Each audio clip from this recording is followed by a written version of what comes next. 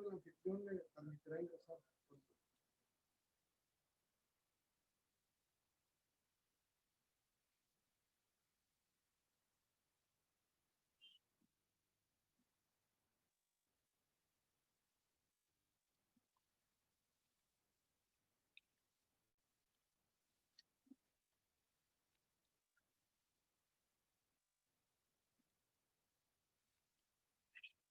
No le han permitido ingresar. Boa tarde. Hola. Olá.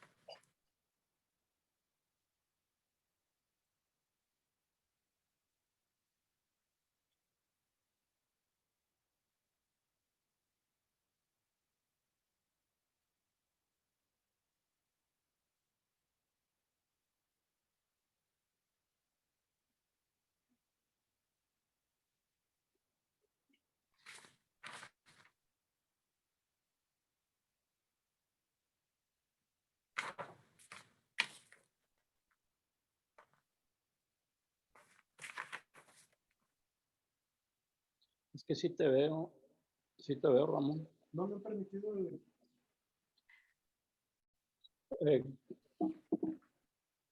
Eu sou do INA e estou a apoiar a organização a fazer o helpdesk. Sí, gracias. Y Tenemos un problema con uno de los compañeros que no se puede accesar, aunque yo veo que sí estamos los 4. Es que tú eres el anfitrión, te ponen a ti como anfitrión. ¿Tú eres help desk? Sí, ¿no? Sim, sim. Tú, São dois oradores e nós temos. falta uno. Vuélvete. Falta um. Falta uno y Okay. ¿Les hago vuelvo a entrar? vuelve a entrar.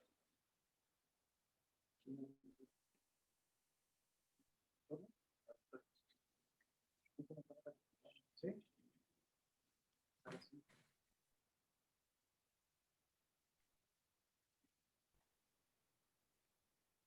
Só um segundo.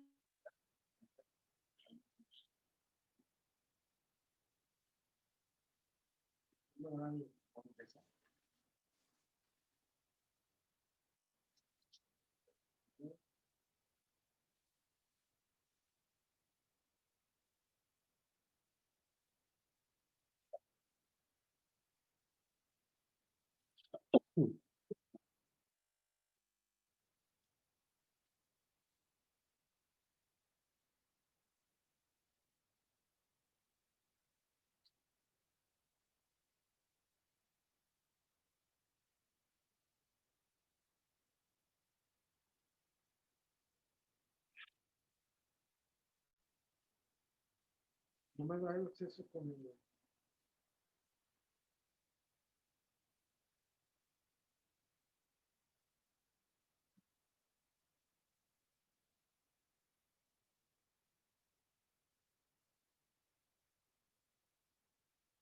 A ver, ¿Qué te dice? ¿qué calla? ¿Sí?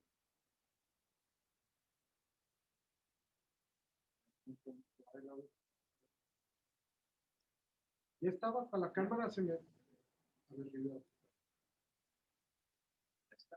Ahí estoy, pero no. ¿Este?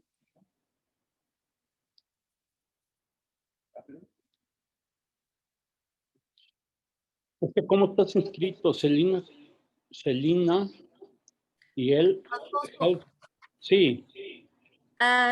Liguei para o apoio e estamos a tentar encontrar El Ramón. Déjame, cierro todo y vuelvo a entrar. Não está conosco El Ramón, Calvo não está ainda. Ramón.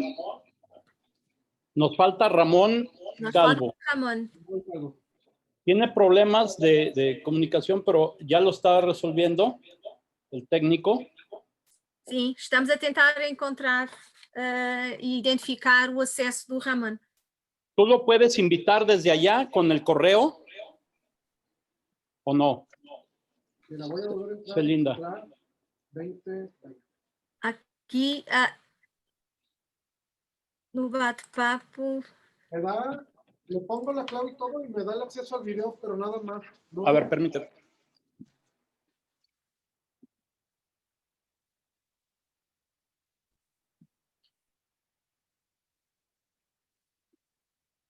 y ahí ese Kelly ya no me pone nada.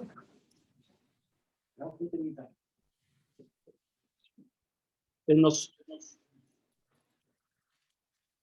Tô. Celina. Ay, Dios. Ingresa y se pone la cámara y ya de ahí ya no pasa. Esto es lo que nos dice. ¿Lo puedes resolver tú? No, ¿quién es el titular de la reunión? Debe haber un- Ah, es ella. Esto es lo que me señala, Celinda.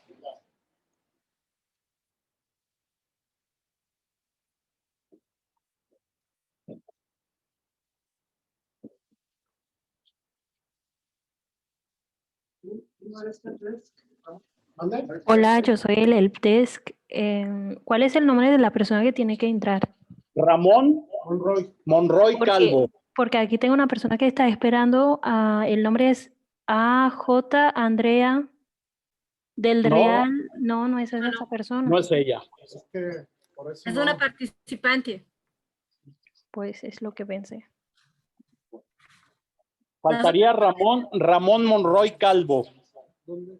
Nosotros estamos procurando el Ramón, intentando hacer la ligación y la comunicación. Lo que pasa es que a Ramón Monroy Calvo le aparece que necesita el permiso del anfitrión. Pues que sale y que vuelva a entrar, por favor. si puede. Lo estamos haciendo.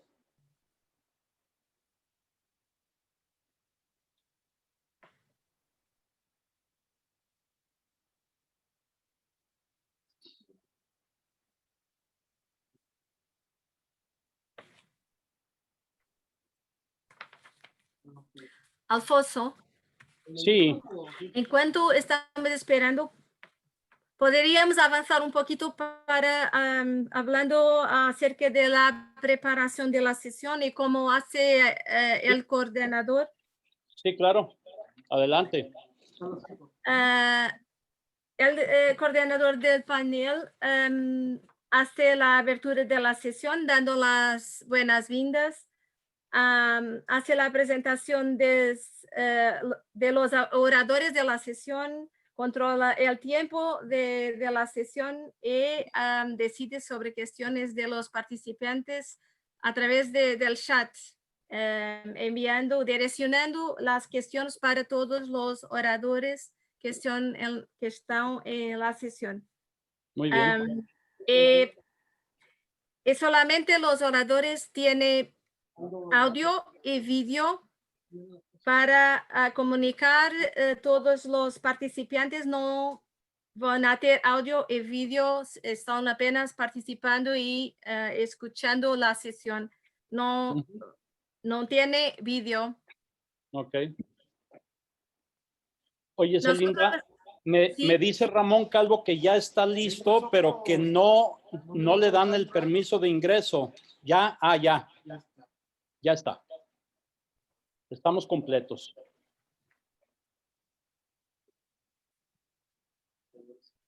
Estamos completiños. Ujú.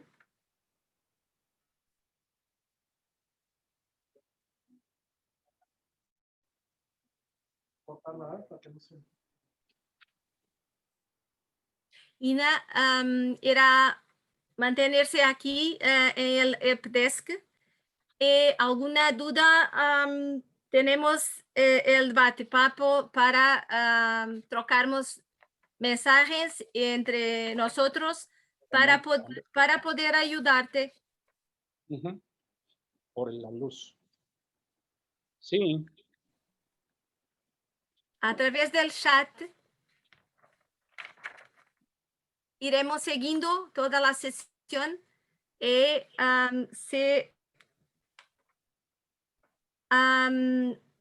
si cualquier participante tiene una cuestión a hacervos, el coordinador irá a transmitir la cuestión a uno u otro orador y irá a hacer la gestión de todas las cuestiones de los participantes. Muy bien.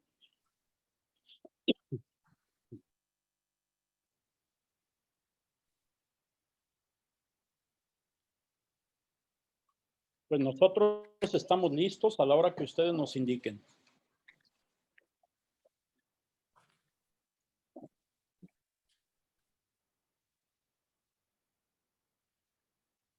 Eso que podemos empezar y iniciar la sesión.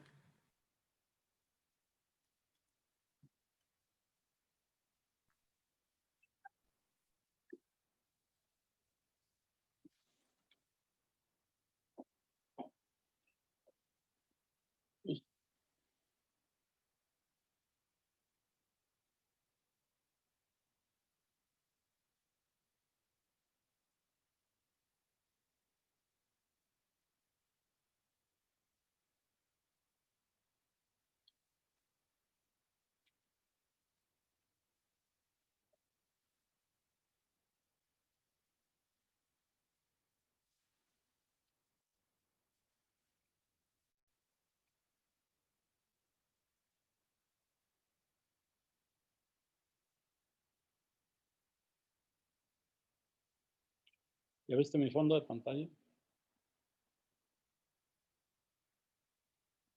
¿O quieres otro? Mira.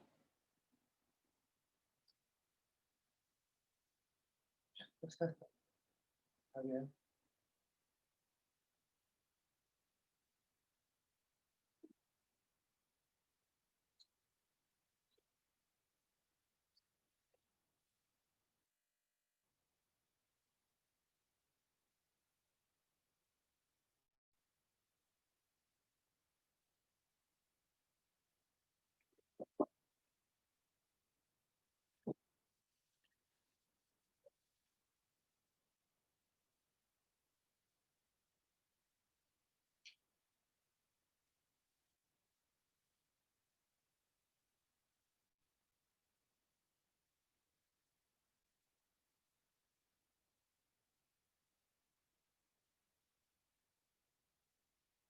A la hora que ustedes nos indiquen, iniciamos.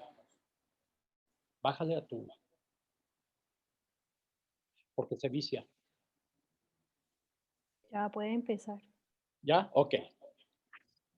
Muy bien, a nombre del CLAD agradecemos la presencia de todos ustedes en este panel que nos toca desarrollar en virtud de la implementación del sistema acusatorio adversarial en nuestro país, que veremos la perspectiva, veremos el análisis de un diagnóstico, el por qué cambia el sistema acusatorio adversarial, cuando anteriormente, desde 1917, teníamos el sistema mixto inquisitivo, y haremos esta presentación de los ponentes. Su servidor, soy Alfonso Partida Caballero, profesor investigador, jefe del Departamento de Derecho Público de la Universidad de Guadalajara. He sido consejero de la Judicatura en el estado de Jalisco y me tocó presidir la Comisión Especial de Implementación del Sistema Acusatorio en Jalisco. Asimismo, dentro de mi propio currículum también está el haber sido agente del Ministerio Público del Fuero Común, y pasaré a leer el currículum de los compañeros que nos acompañan. En este caso, el doctor Héctor Antonio Emiliano Magallanes Ramírez, que es abogado y gestor cultural de la Universidad de Guadalajara. Ha tenido un diplomado en Derechos Humanos, Democracia y Diseño de Políticas Públicas con perspectivas de género por el Instituto Tecnológico de Monterrey. Es maestro en ciencia política y doctor en política pública y administración por la Universidad Autónoma de Barcelona. De igual forma, es miembro del Instituto Estratégico y Política Pública. De igual manera, pertenece a la red de políticas públicas del Instituto de Investigación en Políticas Públicas y Gobierno de la Universidad de Guadalajara y asociado a la Barra Mexicana de Abogados. Por otro lado, también es profesor de tiempo completo, profesor investigador y presidente de la Academia de Justicia Alternativa de la División de Estudios Jurídicos de la Universidad de Guadalajara. Imparte la docencia en el Centro Universitario de Tonalá, en el CUSH y también en la maestría de Derecho de la Universidad de Guadalajara. Por otro lado, el caso de nuestro compañero Ramón Monroy Calvo, es abogado también por la Universidad de Guadalajara. Actualmente es estudiante de la maestría en Políticas Públicas de la Facultad Latinoamericana de Ciencias Sociales, sede académica en México, con estudios acreditados en el diplomado, evaluación de políticas y programas públicos, impartido por la unidad de evaluación de desempeño de la Secretaría de Hacienda y Crédito Público del Gobierno de México. Acreditó, por su parte, el diplomado en métodos alternos para la solución de controversias o de conflictos con la tesina La Conciliación Municipal como método alterno de solución en conflictos vecinales en Guadalajara. Asimismo, ha impartido clases en el bachillerato de nuestra benemérita Universidad de Guadalajara en las unidades de aprendizaje integradas, identidad y ciudadanía, tecnologías de la información, y se ha desempeñado como asesor parlamentario en el Congreso del Estado en varias legislaturas. Es promotor de los derechos humanos y actualmente se desempeña como asesor jurídico y encargado del área de apelación en la Comisión Ejecutiva Estatal de Atención a Víctimas en el estado de Jalisco. Y bueno, entrando en materia del tema, diremos el nombre, los retos y perspectivas del sistema penal acusatorio, que me permitiré hacer la introducción y la primera participación, para lo cual les agradezco a mis compañeros que estén conmigo en este evento. Y cabe decir que los retos y perspectivas del sistema acusatorio son muchos. En México, las viejas estructuras del sistema de justicia y seguridad han sido sacudidas desde sus cimientos, estructuras y funcionamiento, porque el escenario se complicó para el sistema acusatorio, para el sistema inquisitivo mixto, que se implementaba desde 1917 a la fecha. Este sistema, o por qué diríamos una pregunta detonante, el por qué se dieron las reformas penales, pues fue el resultado de una serie de demandas ciudadanas que pugnaron por un sistema más eficaz, más efectivo, pero sobre todo que no viole sistemáticamente los derechos humanos de las personas, de las víctimas o imputadas del delito. Es decir, su principal motivación es crear un sistema de justicia penal democrático. En la reforma al sistema, que fue en el año 2008, este escenario se conflictuaba por los factores de la desigualdad que prevalecía en los grandes sectores de pobreza y marginación, el crecimiento de la delincuencia que había rebasado al aparato de seguridad del Estado, que solo tenía menos del 1% de la eficacia. ¿Esto qué quiere decir?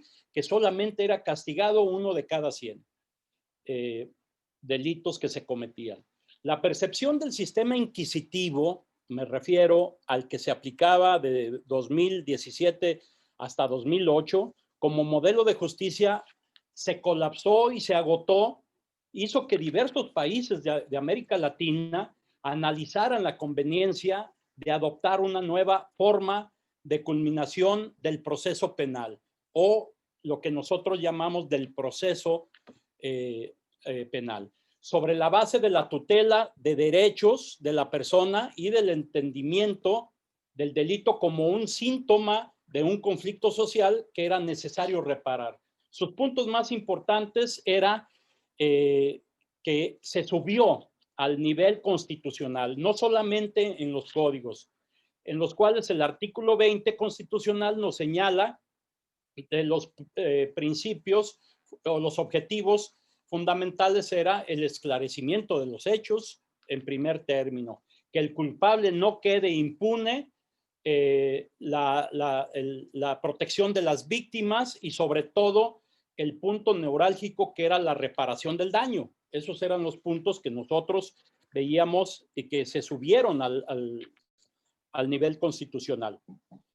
Este sistema al cual me refiero anteriormente utilizaba métodos empleados por los cuerpos policíacos para investigar la comisión de algún delito y era constante la tortura, era constante los métodos que violaban derechos humanos a tal grado de que la prueba reina era la declaración. Si alguien declaraba que era culpable ante el Ministerio Público, era suficiente para ser prácticamente sentenciado, y era más importante lo que se decía ante el Ministerio Público que lo que se decía ante el juez.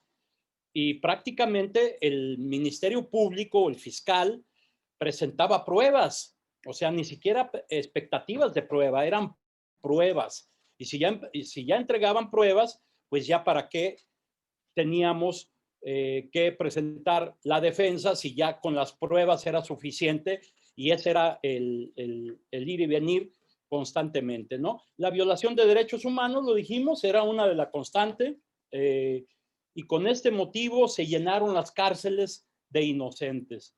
Se llenaron hasta tener en México cerca de 300,000 detenidos, y de esos detenidos eran procesados y eran sentenciados, quedando simplemente tenía México una estructura para 150,000 reos, pero lo rellenamos hasta más del 100%. Por otro lado, la desconfianza de las autoridades desincentivaba la denuncia, porque en México, de acuerdo a las cifras, solamente se denuncia el 6%. ¿Qué quiere decir esto? Que se denuncia solamente cerca de 100,000, de 1 millón de delitos cuando se cometen cerca de 40 millones de delitos, de acuerdo a lo que nos dice el tratadista Carbonell, y las víctimas no acudían a denunciar pues por falta de confianza en el Ministerio Público y en las policías, lo que daba como resultado que el 99% de los delincuentes pues no quedaran condenados. De muy poco servía presentar la denuncia o realizar una investigación para realizar una orden de aprehensión.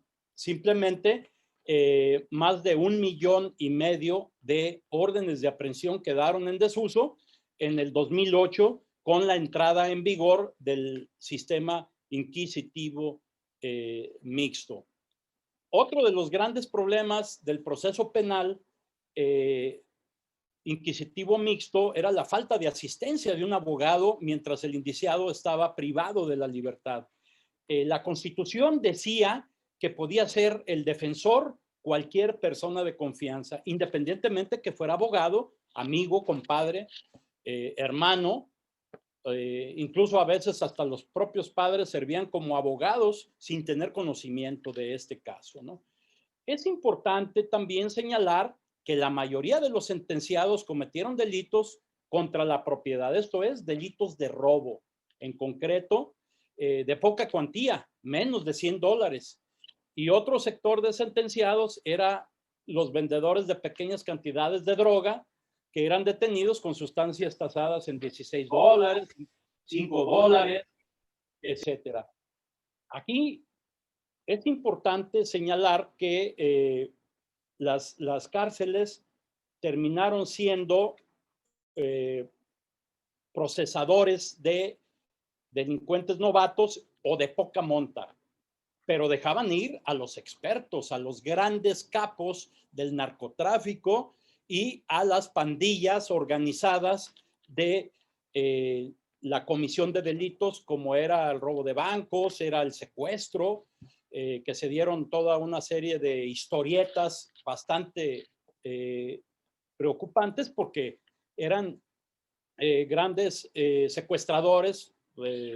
Recuerdo el nombre de uno que le decían el mochaorejas, el caletri, que llegaron a tener cerca de 200 secuestros y obtener bastante cantidad de recursos económicos que iban estratosféricamente creciendo, ¿no? De forma similar, otro de los grandes problemas era la existencia de más de 2.400 cuerpos de policías. ¿Esto qué quiere decir? Eran policías de inteligencia, eran policías municipales, policías estatales, policías nacionales. Aunado a lo anterior, también participaba el ejército y la marina investigando delitos. Ese era el tamaño del desorden en el que estábamos inmiscuidos. En lo procesal, en nuestro país se contaban con 32 códigos de procedimientos penales y uno federal que contaban con un menú de delitos distintos cada uno en cada estado, en cada región, y penas con grandes variantes. Lo que en Yucatán eran una sentencia para un homicidio de 20 años, resultaba que en Jalisco llegaban hasta los 60 años de prisión por el mismo delito. Entonces, todo esto era parte de lo que se le cuestionaba al sistema, ¿no? De forma en lo procesal, México todavía cuenta con códigos penales, no así, y ahora que ya se le dio procesamiento a que nada más contamos con un solo código de procedimientos penales y se está trabajando, a veces con un desconocimiento descomunal de parte de las legislaturas que no ha permitido tener el Código Penal único para toda la República Mexicana. La ejecución de penas era algo cuestionable en razón de que los reclusorios, como ya lo dijimos, eran verdaderas universidades del crimen, controlados por las grandes mafias del crimen organizado a través de los llamados autogobiernos. ¿Autogobiernos qué quiere decir con esto? Que eran los mismos reos o un grupo de reos los que mandaban en la cárcel. A veces ponían a los directores o controlaban todo el ingreso de droga, el ingreso de armas, el ingreso de personas, y se daban hasta las privaciones de la vida o de la libertad estando dentro de los propios reclusorios. Teníamos más reclusorios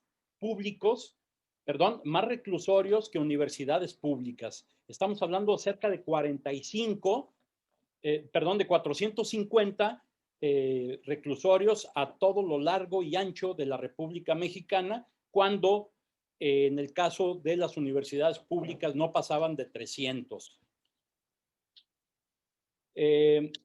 Por otro lado, antes de iniciar un análisis de la implementación, años antes de esto, de la puesta en marcha, académicos, activistas y organizaciones de la sociedad civil denunciaron las deficiencias del proceso.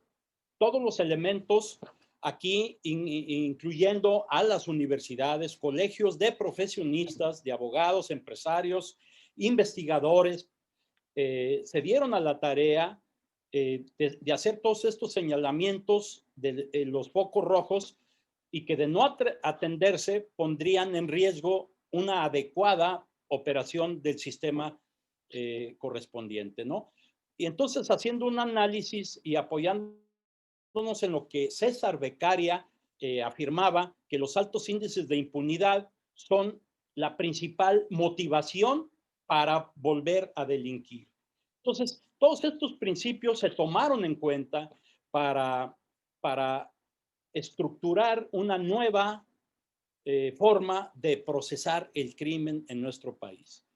La vista se dirigió hacia el modelo de justicia acusatorio, ya que algunos países como Colombia, Chile, Costa Rica habían iniciado sus procesos con una enorme voluntad política de los gobiernos y de los diputados, senadores de sus respectivas repúblicas, y nos obligaron a nosotros también, el mismo sistema latinoamericano, que teníamos que entrar a esto, sobre todo porque estábamos violando derechos humanos. La violación de los derechos humanos era la constante, era lo que sucedía día con día.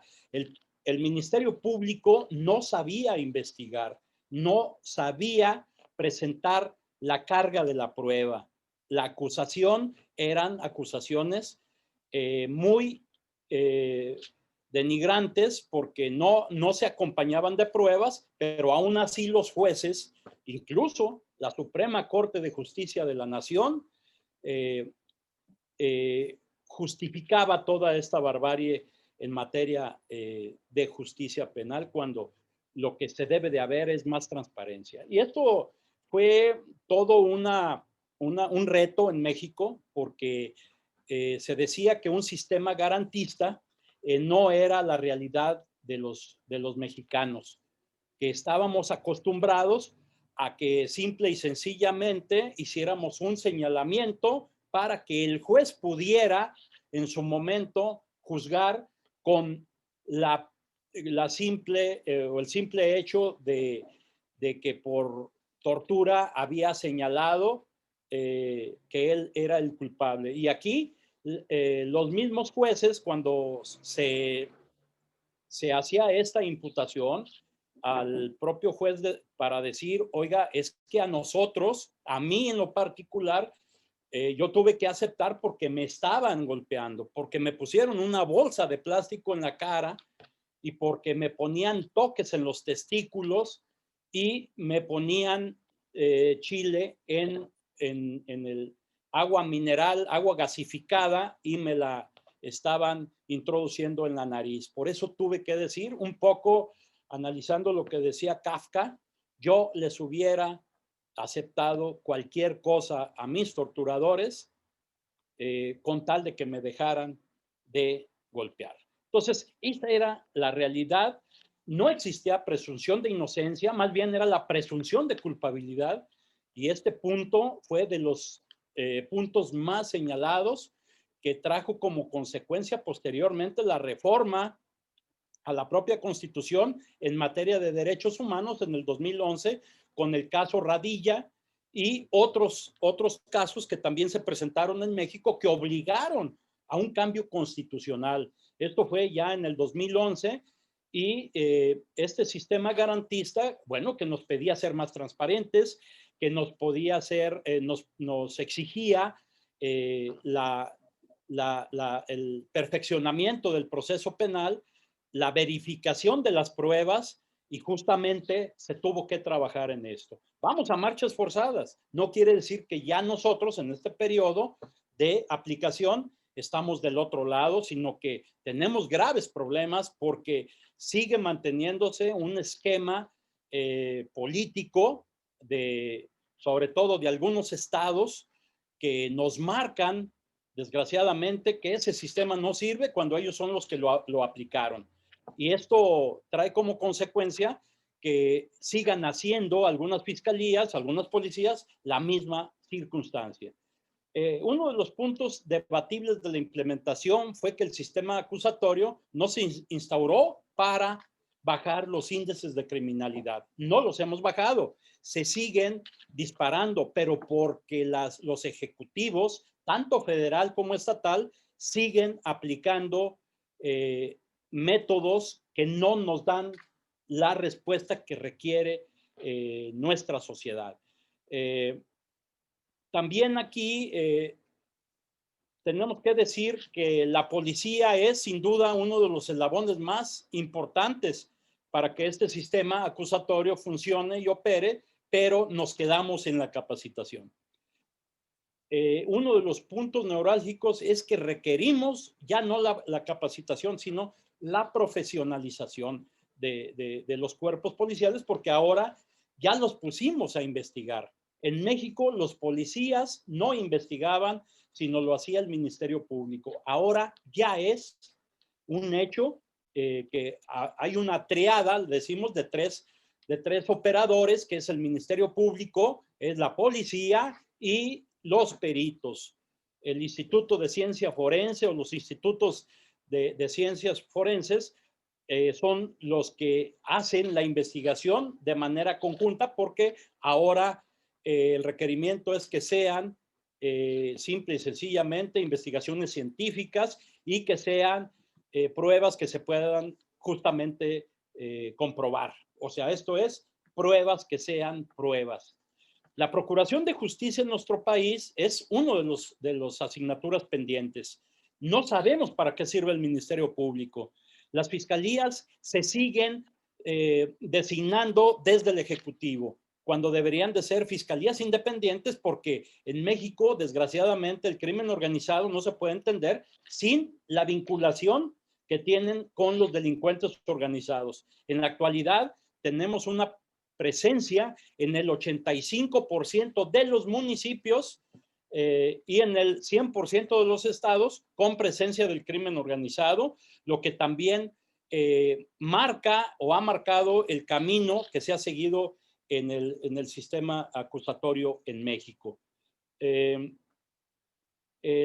También en lo que respecta, ahora tenemos mecanismos alternativos de solución de controversias. Creo que se tiene que hacer un ajuste para que una gran cantidad de estos delitos se puedan implementar o resolver a través de los métodos alternos. ¿Por qué? Pues porque esto nos va a permitir desfogar a las prisiones, nos va a permitir también de igual forma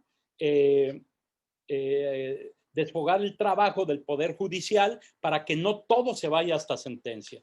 Y bueno, actualmente tenemos una gran debilidad, no tenemos a nadie que esté haciendo un seguimiento o evaluación desde la autoridad integral y de manera sistemática para darle una estandarización a la implementación del sistema, porque una cosa es el estado de Oaxaca, otra cosa es Jalisco y otra diferente es la Ciudad de México. Entonces, seguimos teniendo muchos sistemas acusatorios en un solo país. Y bueno, yo dejaría en este paso, para respetar los tiempos, y pondría en el uso de la voz para posteriormente hacer una conclusión, en este caso al doctor Magallanes, que puede hacer uso de la voz en este momento.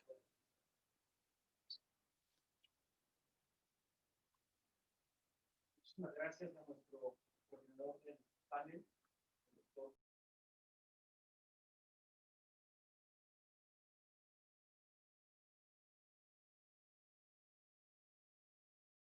De participar en el marco del 25 Congreso Internacional del CLAD sobre la reforma del Estado y la administración pública, una institución que tiene un impacto académico en el mundo, por todos reconocido. Y en ese marco hemos preparado el panel sobre la implementación del nuevo sistema de justicia penal, particularmente en Jalisco.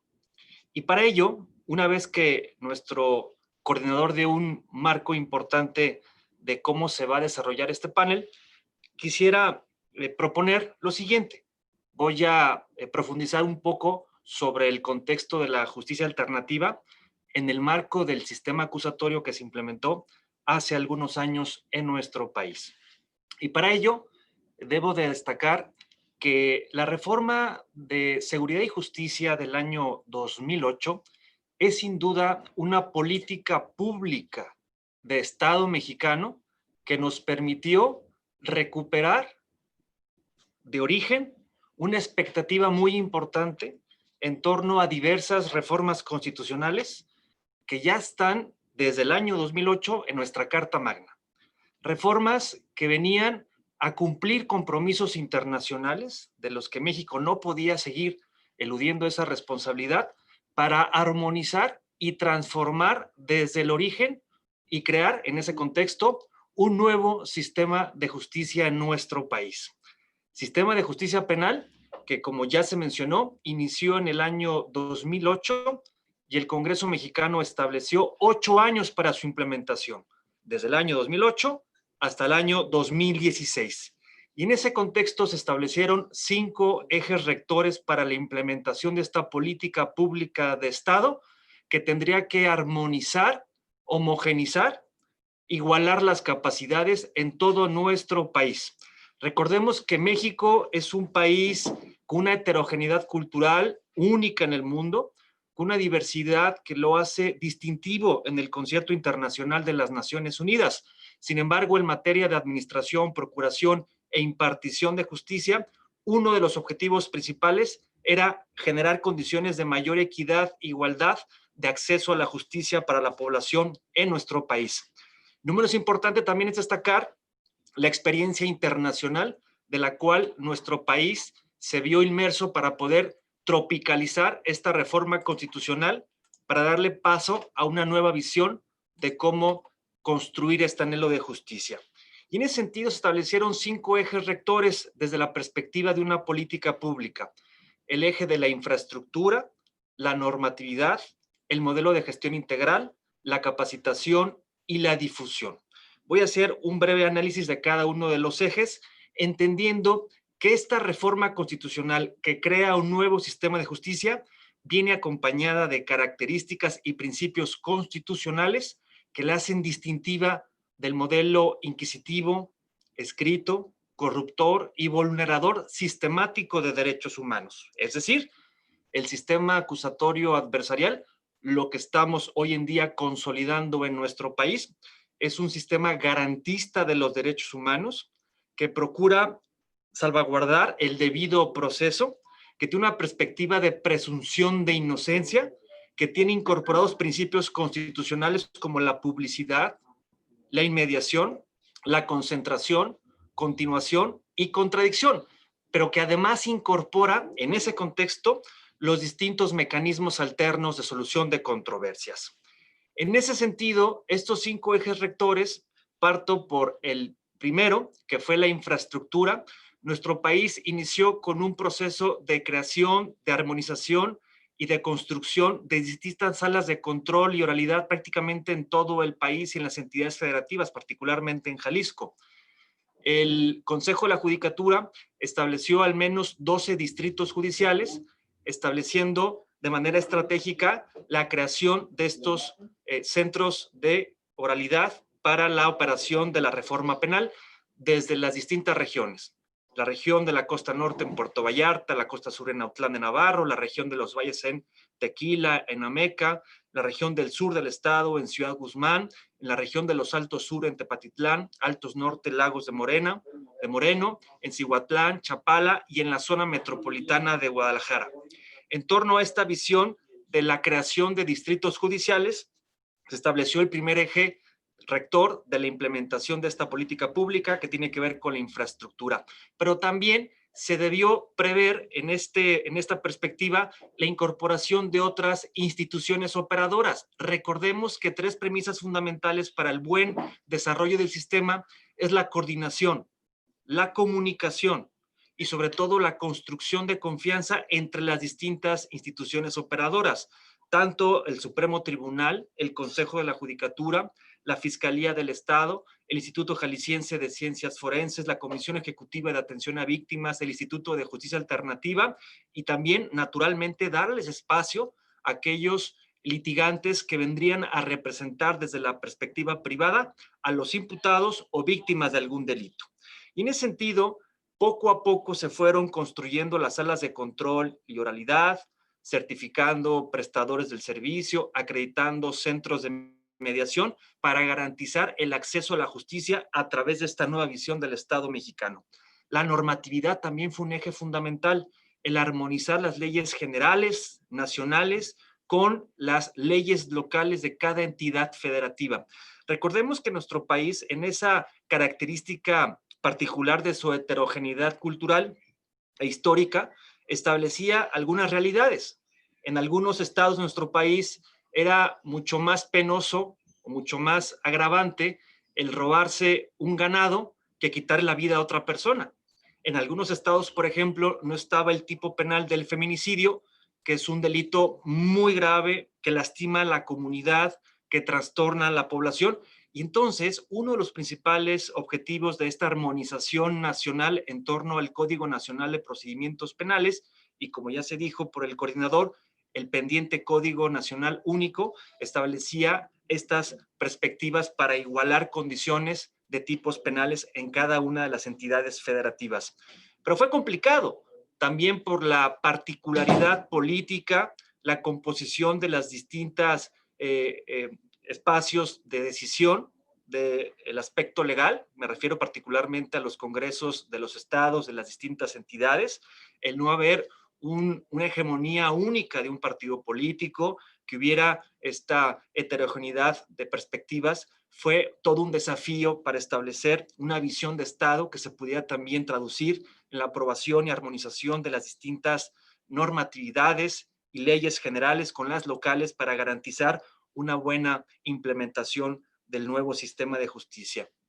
El tercer eje rector de esta implementación tuvo que ver con el modelo de gestión integral, es decir, teníamos que garantizar una buena comunicación, coordinación y establecer parámetros que nos permitieran garantizar una integración de las distintas instituciones operadoras del nuevo sistema de justicia. Quizá este es uno de los elementos que todavía en la etapa de consolidación, a casi 12 años del inicio de esta política pública, todavía está en constante mejora, en constante armonización, para garantizarle a la ciudadanía una buena coordinación entre las distintas instituciones públicas operadoras del nuevo sistema de justicia. El cuarto eje de la implementación de esta reforma tuvo que ver con la capacitación. Entendemos que cada uno de los actores que forman parte del nuevo sistema de justicia necesitaban una actualización de todos los aspectos y alcances de las reformas, desde los jueces de control, ministerios públicos, magistrados, asesores jurídicos, litigantes, medios de comunicación, conciliadores, mediadores y otros actores fundamentales como los policías de las distintas municipalidades, de las comisarías de seguridad de los municipios, los cuerpos de seguridad a nivel estatal o local. Y aquí es desafortunadamente uno de los puntos que explican el por qué hoy, a 12 años de la puesta en marcha de esta implementación de esta política pública, no hemos podido todavía lograr los objetivos esperados. El denominado primer respondiente en la figura del policía es también coloquialmente conocido como el eslabón más débil de la cadena. Es decir, la capacitación no logró realmente habilitarlos de nuevas competencias, destrezas, para que pudieran mejorar su servicio con anticipación, con criterios de oportunidad, sin afectar derechos humanos, atendiendo con diligencia los horarios que establece las pautas, la constitución política para presentar al Ministerio Público para que tenga el control, mando y conducción de la investigación y una serie de obligaciones que tienen que atender las y los policías. Esto es parte de un desafío que todavía en nuestro país siguen trabajando las distintas autoridades a nivel federal, local y municipal. El mejorar la capacidad instalada, mejorar el capital humano que tiene que prevenir y garantizar la seguridad de las y los ciudadanos, pero con los principios que caracterizan al nuevo sistema de justicia. Y no menos importante, el quinto eje rector de la implementación de esta política pública, que tiene que ver con la difusión.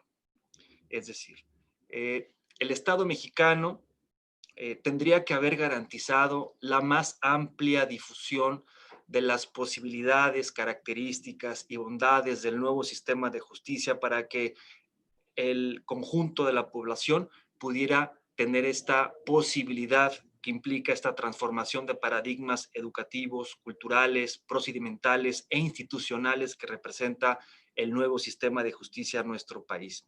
Desafortunadamente, hoy por hoy, es todavía una gran ventana de oportunidad este eje rector de la difusión para que la ciudadanía conozca los alcances y posibilidades del nuevo sistema de justicia. ¿Y por qué lo digo? Y entro un poco en la segunda etapa de esta presentación.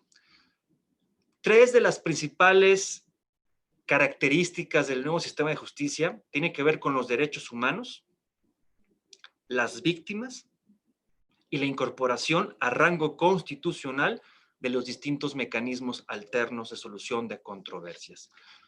Para que funcione el nuevo sistema de justicia, se debe de garantizar una implementación profesional, ética, especializante y con altos estándares de calidad del servicio público y privado en torno a los distintos mecanismos alternos de solución de controversias. Los MASC, como se les conoce en el ámbito académico, están mandatados a prevenir conflictos, pero también a resolver al menos entre el 60 y el 80% de lo que hoy está tanto en juzgados como en tribunales.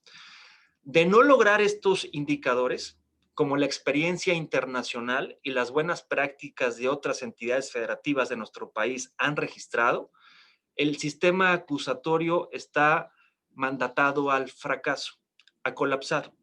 Por eso es tan importante que garanticemos una correcta y eficiente consolidación del sistema público y privado de los mecanismos alternos de solución de controversias, entendiendo algunas de sus características y principios fundamentales. El primero de ellos tiene que ver con la voluntariedad.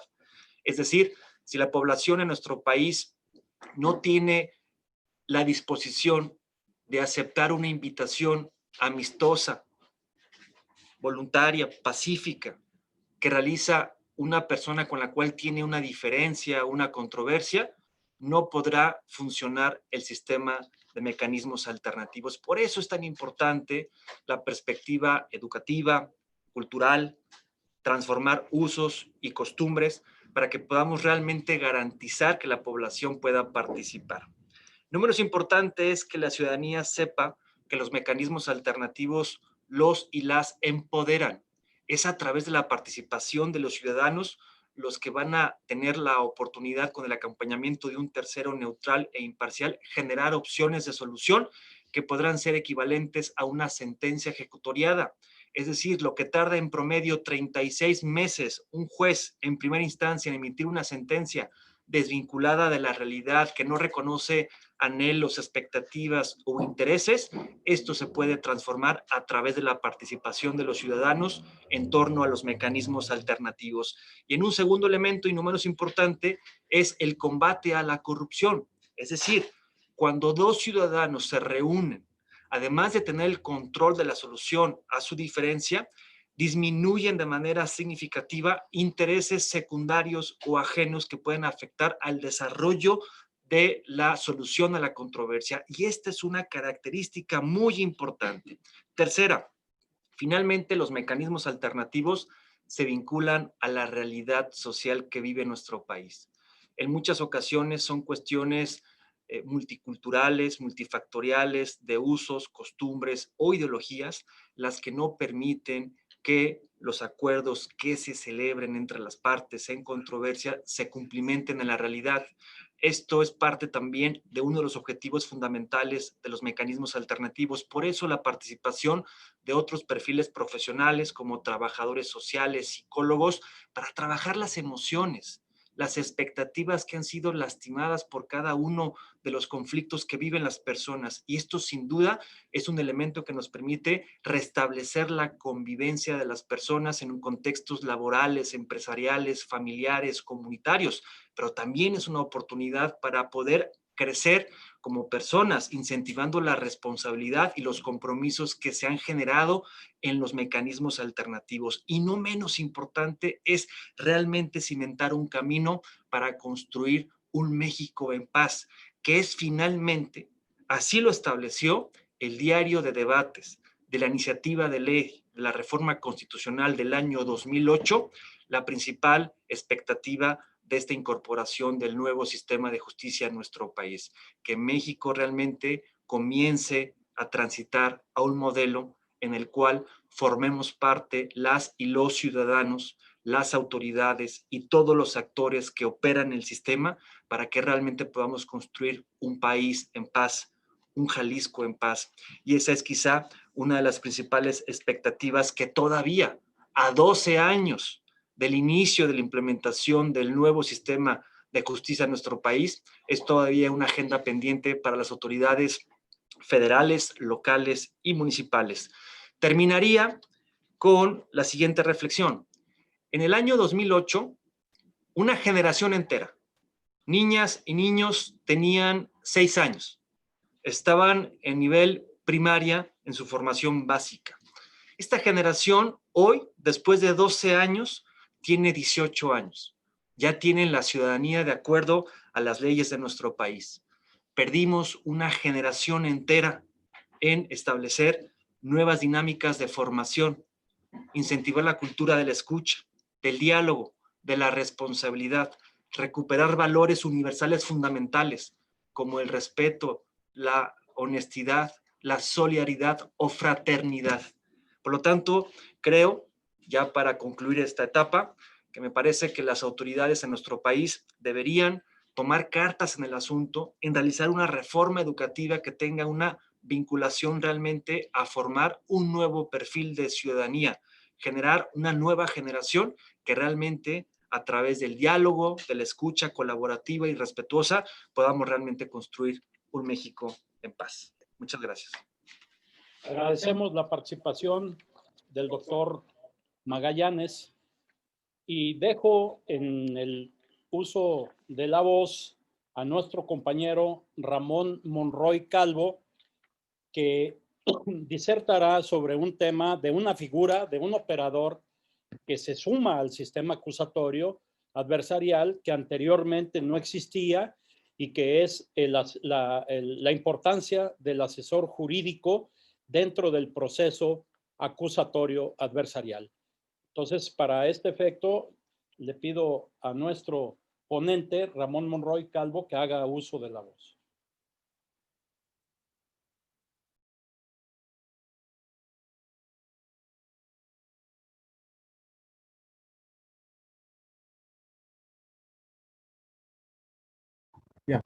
Muy buenas tardes. Reciban un caluroso saludo y afectuoso desde la ciudad de Guadalajara, Jalisco, México, a todos los participantes que se encuentran en la ciudad de Lisboa, Portugal.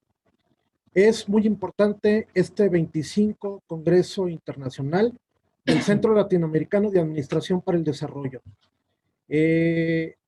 Celebramos que a pesar del terrible problema de la pandemia, el gobierno de Portugal y los organizadores del CLAD hubieran sacado adelante este Congreso. La modificación constitucional del 18 de junio del año 2008 en materia de justicia implicó el cambio del sistema de justicia inquisitorio a uno de corte garante, que es garante de la protección de los derechos humanos para todos. Posteriormente, a raíz de la reforma en materia de derechos humanos, el Estado reconoció constitucionalmente los derechos humanos plasmados en tratados internacionales que México había suscrito, y con ello se dieron las condiciones para que en 2013 contáramos con la Ley General de Víctimas, que es de observancia nacional y que dio pie a que los estados de la Federación pudieran crear sus propias leyes de atención a víctimas. En el caso de Jalisco, el Congreso del Estado, a través de su 60ª legislatura, aprobó la Ley de Atención a Víctimas del Estado de Jalisco, y a partir del año 2015 el gobierno del estado instaló la Comisión Ejecutiva Estatal de Atención a Víctimas, como el órgano operativo del sistema estatal de atención a víctimas encargado de brindar una atención integral a las víctimas. En cuanto a la protección que tutela el derecho de asesoría jurídica a la víctima, se encuentra establecido en el artículo 20, apartado C, fracción primera, de nuestra Constitución Nacional. Asimismo, se encuentra también establecido en el arábigo 9, párrafo tercero de la Ley General de Víctimas, la obligación del Estado de asesorar jurídicamente a todas las víctimas. En la Comisión Estatal de Atención a Víctimas de Jalisco es su calidad de un ente público y encargado de brindar la asesoría jurídica a todas las víctimas de delitos que soliciten el apoyo jurídico. Contamos con una área encargada de dar acompañamiento jurídico a las víctimas durante todo el proceso. Sin embargo, la comisión tiene un carácter por dar un apoyo integral. Esto es, que no nada más se da el apoyo jurídico, también se da el acompañamiento psicológico de médicos e intervienen un grupo de trabajadoras sociales para ver en qué otras cuestiones se le pueden ayudar a la víctima. En el caso de la cuestión jurídica, me referiré a lo que tiene que ver con la segunda instancia. En primera instancia, cuando el proceso ya se judicializó, los jueces de control o los tribunales de enjuiciamiento disponen o pronuncian resoluciones o sentencias. Si alguna de las partes no está de acuerdo con el fallo emitido, entonces pueden recurrir a la segunda instancia. En este caso, recae en el Supremo Tribunal de Justicia del Estado de Jalisco. ¿Esto qué quiere decir? El Supremo Tribunal es el ente superior del Poder Judicial encargado de resolver todas las controversias que se susciten a raíz del proceso adversarial. Debe de entenderse por segunda instancia que sus fallos son inapelables, son acatables y solamente se puede recurrir al juicio de amparo, que ya es de carácter general, si alguna de las partes no está de acuerdo. En el caso de los delitos del fuero común, la autoridad competente de resolver, como ya lo comenté, es el tribunal, el Supremo Tribunal de Justicia, que en este caso se integra por 5 salas de carácter penal. Son tribunales colegiados integrados por 3 magistrados. Como se establece en el Código Nacional de Procedimientos Penales, es aplicable la impartición de justicia en todo el país a todos los niveles, el regular los delitos federales y del fuero común. Es importante señalar los principios que rigen este nuevo sistema de justicia penal. En el caso de las apelaciones, como ya lo hemos comentado, una vez que se presenta la apelación, las partes en el principio de contradicción pueden presentar un recurso que se le llama de apelación adhesiva. Esto es para darle entrada a todas las partes en el principio de contradicción. Asimismo, en el caso de la Comisión Ejecutiva Estatal de Atención a Víctimas, existe lo que se llama un comité interdisciplinario que aprueba lo que tiene que ver con la reparación del daño de forma subsidiaria. ¿Esto qué quiere decir? En el caso del nuevo sistema de justicia penal, se garantiza que la reparación del daño sea dispuesta de manera subsidiaria por el Estado cuando la persona, el sentenciado, no tuviera la posibilidad de hacer ese pago. En el caso de Jalisco, son solamente 3 ejemplos los que garantizan esta compensación subsidiaria. En el caso de homicidios en cualquier modalidad, en el caso de que la víctima sufra incapacidad permanente por el delito de lesiones y en el caso de violaciones a derechos humanos. De tal manera que al causar Estado alguna sentencia en estos 3 supuestos, la Comisión Ejecutiva Estatal de Atención a Víctimas, previo trámite del interesado, pudiera aprobar una compensación subsidiaria y con esto se está cumplimentando la reparación del daño que está contemplada en nuestro artículo 20 constitucional, así como en la Ley General de Víctimas. De esta forma, la comisión está tratando de ayudar a la mayor cantidad de gente que sea posible. Pero, sin embargo, falta hacer un análisis integral a pocos años de que empezó el nuevo sistema de justicia y con nuestro marco legal vigente actual, ver cuáles son los beneficios, cómo ha beneficiado esta ley a las víctimas. Necesitamos hacer una evaluación de dónde estamos para mejorar nuestras leyes, para mejorar nuestro marco, para que este nuevo sistema adversarial cumpla todas las expectativas con las que se diseñó. En este caso, es importante mencionar que en la Comisión Estatal de Atención a Víctimas estamos entrando en una nueva etapa. Es decir, en la administración anterior se creó el marco legal y a marchas forzadas se integró una comisión que ha venido marchando y desempeñándose.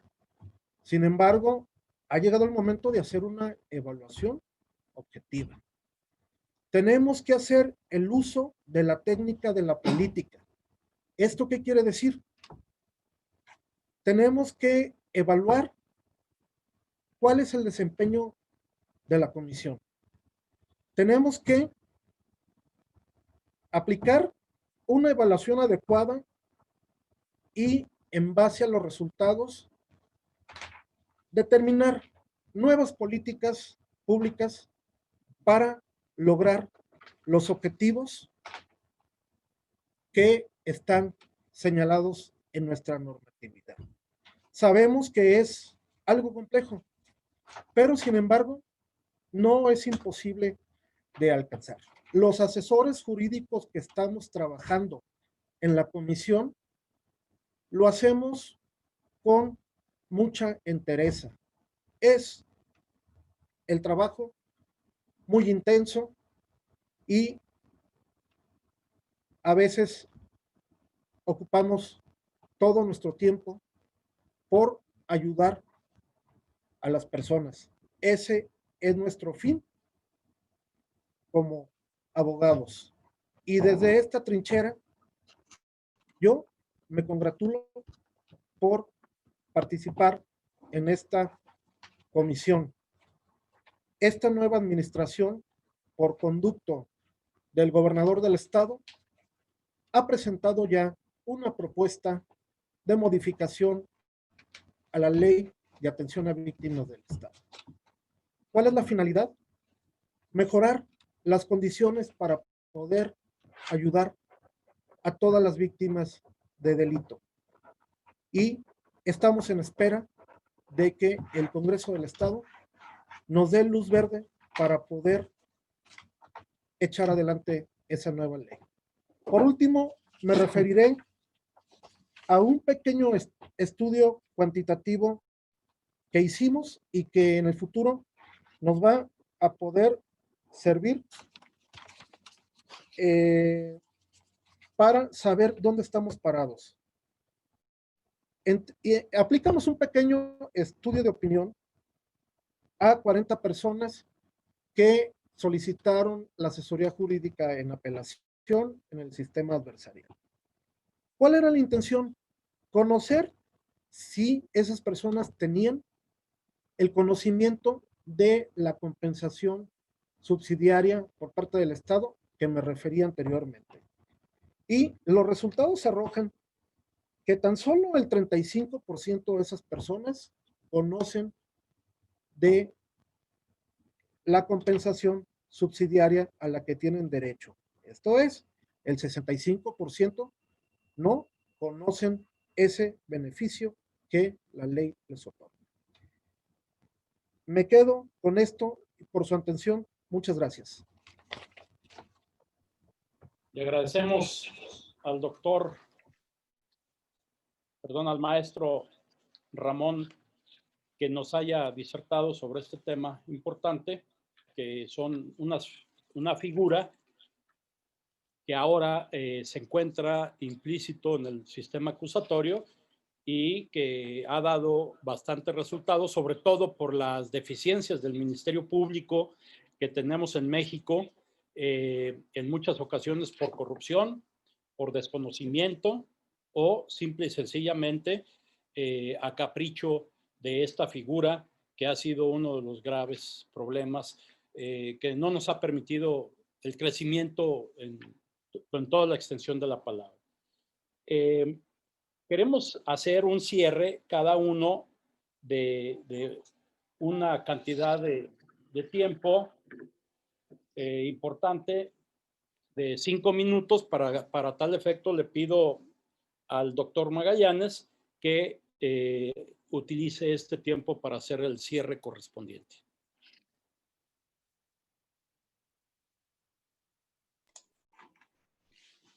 Sí, muchísimas gracias, coordinador. A manera de conclusión, comentar que una de las principales apuestas que hoy en día tiene nuestro país es la consolidación de los mecanismos alternativos.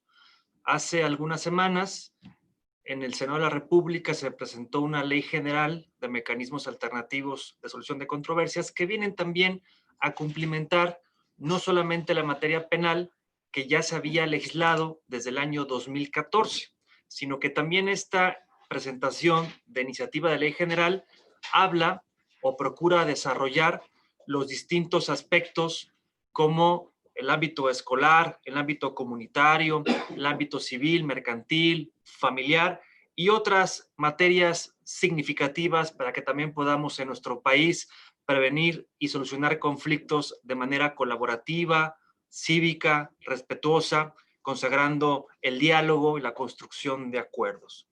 En ese sentido, me gustaría destacar que en Jalisco, en el Plan Estatal de Desarrollo y Gobernanza, están delimitados algunos ejes rectores, 5 particularmente, pero es importante destacar que uno de los 5 ejes rectores de este Plan Estatal de Desarrollo y Gobernanza que construyó el Poder Ejecutivo en coordinación con el Poder Legislativo y Judicial, habla precisamente de la cultura de paz y de la responsabilidad que tienen las instituciones públicas de incorporar, crear espacios de paz a través de los mecanismos alternativos, capacitar a su personal en torno a la perspectiva de la mediación y la conciliación, certificarlos, especializarlos por materias, pero también garantizar el acceso a la justicia como un derecho humano que tenemos consagrado en nuestra Constitución Política de los Estados Unidos Mexicanos.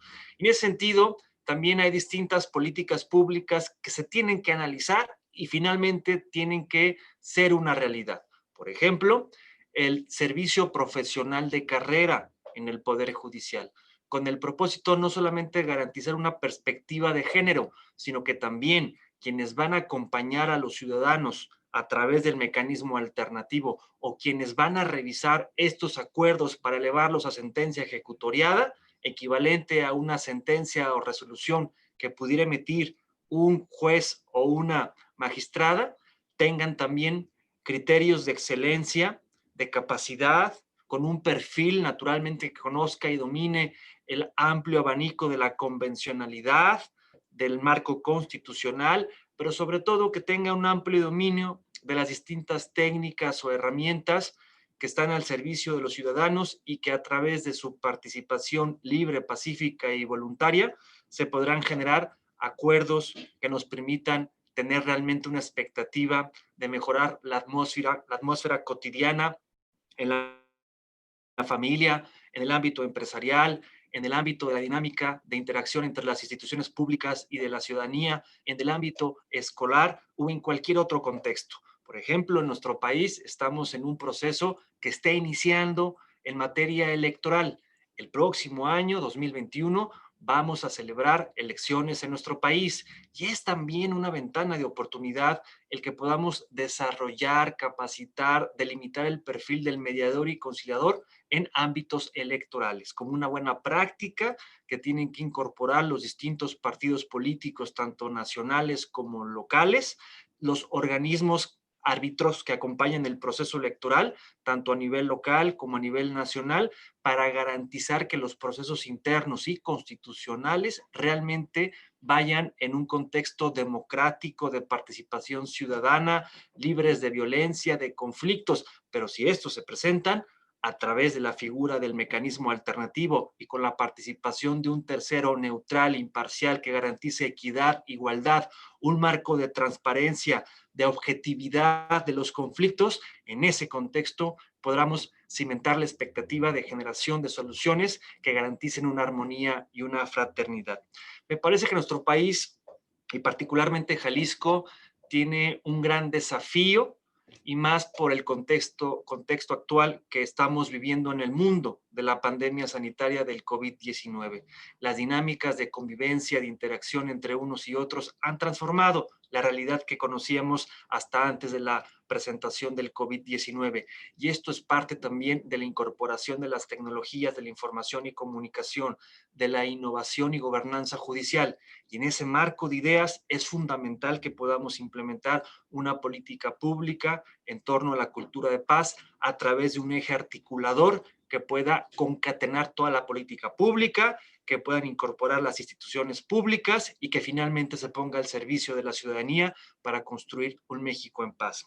Quiero agradecerle a mis compañeros de panel, al maestro Ramón Monroy, al doctor Alfonso Partida Caballero, quienes les reconozco su trayectoria profesional, su destacado desarrollo académico y sobre todo lo que han aportado en sus distintos espacios de responsabilidad pública al servicio de la ciudadanía en Jalisco. Es para mí también un honor haber participado en esta ocasión en el marco de la edición número 25 de este prestigiado Congreso Internacional del CLAD sobre la reforma del Estado y de la administración pública. Sin duda alguna, será un espacio de encuentro en el que seguramente el próximo año nos volveremos a encontrar, a escuchar, a observar y ojalá que sea de manera directa, ya no a través de la virtualidad que en esta ocasión fue obligado a hacerlo. De mi parte, agradecerles y invitarlos a que podamos continuar con esta reflexión y análisis de esta política pública de Estado mexicano hoy en el proceso de la consolidación para construir un México en paz. Muy buenas tardes, México, muy buenas noches en Portugal. Muchas gracias, doctor Magallanes, por esta disertación y por resaltar la importancia de los mecanismos alternos de solución de controversias y paso el uso de la voz al compañero Ramón para Ramón Monroy para que cierre su intervención y posteriormente hacer yo una pequeña, un pequeño cierre del mismo, ¿no? Entonces dejo en el uso de la voz para el cierre a Ramón Monroy en este momento. Muchas gracias.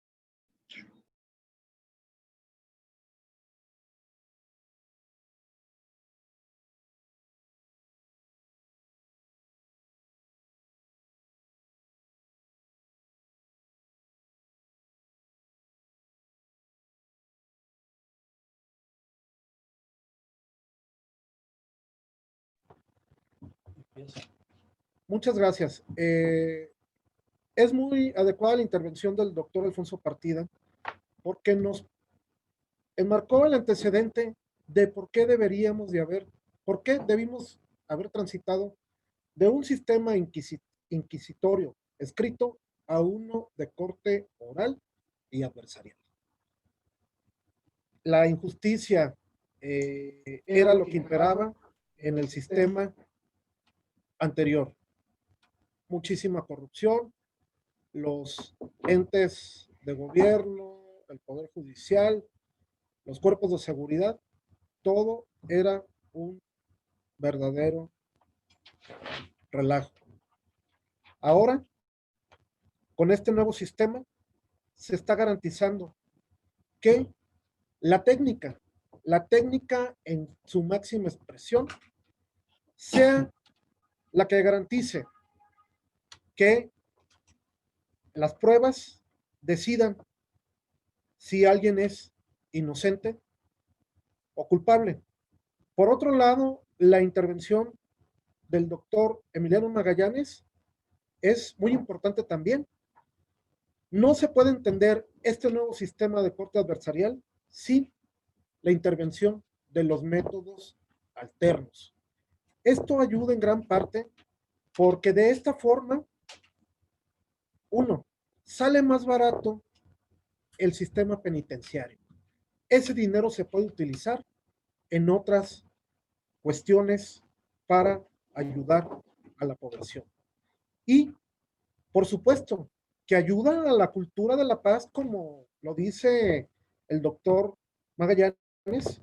Claro que sí, estamos formando una nueva cultura en cuestión de llegar a acuerdos. Eso es muy importante. Me quedo yo muy satisfecho con las dos intervenciones de mis dos compañeros. Creo que son excelentes. Y por último, yo diría que la gobernanza es muy importante. No solamente significa que una autoridad llegue democráticamente al poder y ejerza su poder para gobernar. No. La gobernanza, como lo dice Luis F. Aguilar Villanueva, el doctor, va de la mano de la participación de la ciudadanía. Esta es la única fórmula que garantiza el éxito en los gobiernos. Y en el caso de Jalisco, estamos tratando de implementar la gobernanza con la mano de la ciudadanía. Muchísimas gracias. Les mando un caluroso saludo. Buenas tardes desde Guadalajara y esperemos vernos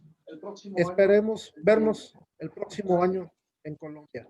Muchas gracias, maestro Ramón, por esta participación que me parece importante resaltar, y haré un cierre de lo que vino a ser la exposición en el panel, haciendo algunas propuestas que consideramos en el estudio que realizamos en la Universidad de Guadalajara sobre la implementación del sistema y la nueva perspectiva que debemos de aplicar. Primeramente, tendremos que decir que hay que revisar la figura del Ministerio Público y su actuar en este sistema acusatorio, conjuntamente con el papel del primer respondiente o de la policía como tal. Y la otra, el otro operador que también es el sistema forense o los peritos, en virtud de la importancia que reviste esto y que uno de los grandes atrasos que tenemos es justamente la falta de aplicación científica en lo que vienen a ser los peritajes científicos. También debemos de consolidar y fortalecer el sistema de justicia alternativa o los métodos alternos, mecanismos alternos, para que nos ayude a distensionar lo que viene a ser el sistema penitenciario, pero también el sistema judicial. Se tiene que poner orden en lo que vienen a ser las policías, porque tenemos demasiadas policías. Tenemos cerca de 2,400 cuerpos policíacos a lo largo y ancho de la República Mexicana. Simplemente en Jalisco tenemos cerca de 130, uno por cada municipio, que son 126, pero aparte de esos le sumamos la policía investigadora, le sumamos la policía estatal, el ejército, la marina y muchos otros, ¿no? También requerimos de una institución que dé seguimiento a esta consolidación del sistema acusatorio. Un sistema integrado por profesionales, que no sea el capricho de los gobernantes, porque ya sabemos que ellos utilizan los métodos políticos para lograr votos, cuando la realidad que nos tiene aquí tiene otros métodos. Y el método científico, el método analítico, entre otros. También se tiene que dar seguimiento a lo que está sucediendo en cada uno de los estados. No puede ser posible que tengamos 32 formas distintas y uno en materia federal de aplicación del sistema acusatorio adversarial. O sea, esto quiere decir que ya prácticamente estamos haciendo lo mismo que teníamos en el sistema inquisitivo mixto. También se tiene que realizar un diagnóstico para estandarizar criterios. Un sistema que sea eficaz administrativamente. Un sistema que tenga el uso de nuevas tecnologías de manera estandarizada, porque esto, como decimos en México, cada loco con su tema. Cada uno de los estados y a veces cada uno de los jueces, cada uno de los distritos tiene su forma de aplicar el nuevo sistema acusatorio. Necesitamos una fiscalía que sirva, una fiscalía autónoma, una fiscalía que dé respuesta puntual a los requerimientos que tiene esta última ratio, la última razón del Estado, que es el sistema penal.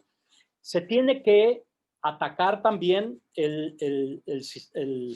la pobreza, se tiene que atacar de la falta de oportunidades para los jóvenes, que no caigan fácilmente en las manos de la delincuencia organizada, que en México tenemos bastante que presumir, desgraciadamente, de manera negativa.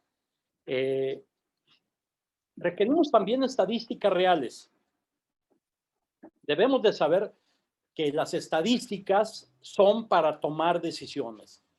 Estadísticas reales, porque aquí vemos cómo estados como Jalisco, que es en el que nos encontramos nosotros y que mandamos un saludo a todos los miembros del CLAD, estas estadísticas son una ficción. Porque en Jalisco solamente se cometen, dicen ellos, 140,000 delitos, pero cuando en la realidad solamente es el 6% de la totalidad de los que se cometen.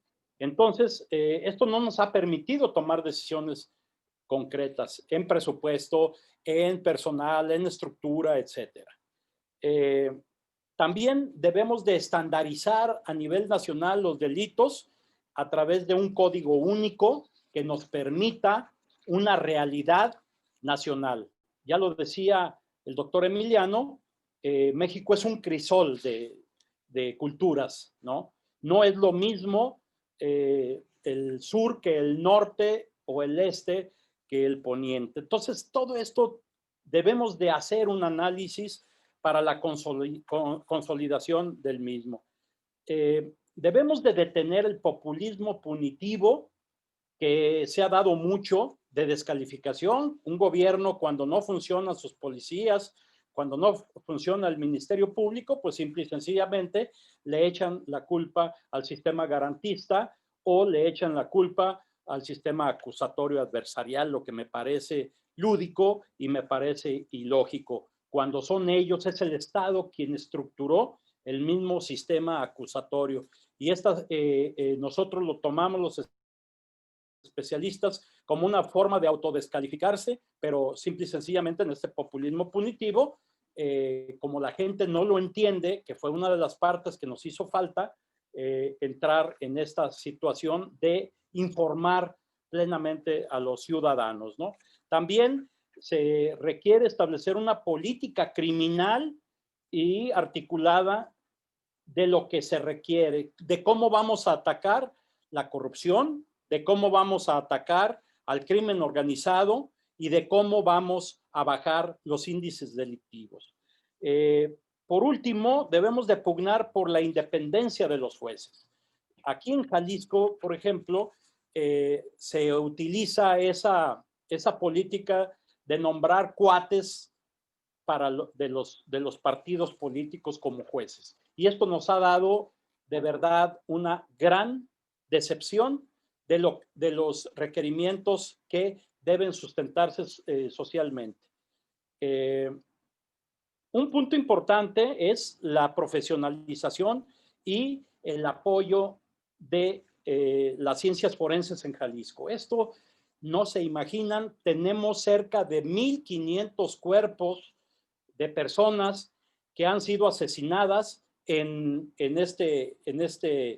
el Instituto de Ciencia Forense de Jalisco, que no tienen ni los recursos, ni tiene el personal y que está dándole al traste a todo lo que vienen a ser la implementación de pruebas y la sustentación de lo que viene a ser la prueba técnica en el sistema acusatorio. También se debe de hacer la revisión del principio de inocencia y llamo la atención de esto porque y también de las medidas cautelares que violan derechos humanos por el abuso de la prisión preventiva oficiosa. Ya en próximos días vamos a tener una llamada de atención de la Corte Interamericana de Derechos Humanos porque aquí ya cada día metemos a más gente a la cárcel sin demostrarle la culpabilidad. Esto es la prisión preventiva cuando se está procesando a una persona. Y bueno, yo no quiero dejar pasar que esto se tiene que establecer a través de una política de Estado a nivel nacional y a nivel estatal, porque es la forma que el Estado, la cara dura del Estado es el derecho penal, pero no por eso tiene que ser ilegal y no por eso tiene que ser una respuesta que ayude a la ciudadanía a resolver la problemática. Pues yo no me queda más que agradecer al CLAD, a este congreso, que lo hicimos de esta manera y que a veces tiene sus partes buenas porque nos permite estar interactuando con más gente a nivel internacional, pero que siempre será un honor participar con el CLAD cuantas veces nos inviten y que quieran conocer la parte de Jalisco, la parte de México en la implementación o en la reestructuración del Estado. Y el derecho penal, la aplicación de las normas penales es la parte, la última razón del Estado. Agradecidos con la presencia de todos ustedes.